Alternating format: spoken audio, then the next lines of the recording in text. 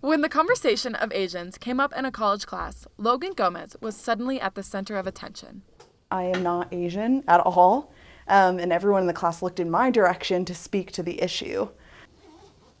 A PhD student in CU Boulder's communications department, Logan Gomez is biracial. She says her lighter skin makes it hard for people to read her, but not for her 14-year-old brother. He's darker skinned than me, but he walked into a store the other day and immediately someone started to follow him around. It's obvious that the CU campus is predominantly white. The latest figures from 2017 show nearly 70% of freshman students were white, and that can make students of color feel singled out. Not singled out exactly, but a little bit different because I don't feel connected to the other kids. Sometimes the questions just come from strangers wondering where you're from. I'm originally from California, but I moved to Denver a year ago. No, where are you really from? It's this whole series of questions that's founded on genuine curiosity. It's not malicious, but it's very much about you look like you don't belong here, so I need to figure out where you're from. CU journalism professor Angie Chuang also knows that implicit bias can be incredibly damaging to students of color, who are often called out more by their teachers whenever discussions come up about race.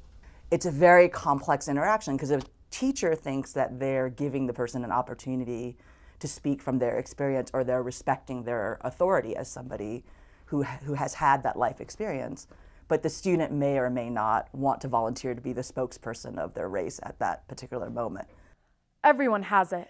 Implicit bias is when you unconsciously attribute certain stereotypes to groups or individuals. It's like a bad habit. We automatically do it.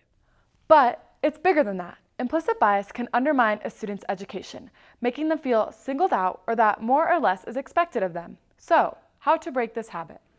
It's not an easy thing to break a habit. Yet, just because we all have implicit bias doesn't make us bad people. When we can talk about it openly, even if it's a little awkward and uncomfortable, because it's better to acknowledge it than to pretend we're free of it or pretend it doesn't exist. Not just to acknowledge it, but to confront it. CU is working to help educate people about their individual differences through the Center for Inclusion and Social Change. And so what we're trying to do there is make sure that individuals that particularly don't understand the different cultures, that they're exposed to it in different ways, as well as help other individuals that are from marginalized populations to make sure that they are resilient and understanding their identity, as well. Then that way they can actually become more resilient within self and also to be able to educate others about, who they are. For Logan, overcoming implicit bias means that people need to talk about it. It might be that we have to change our conversations around racism, but for me, I wouldn't want to live in a world where we stop talking about it.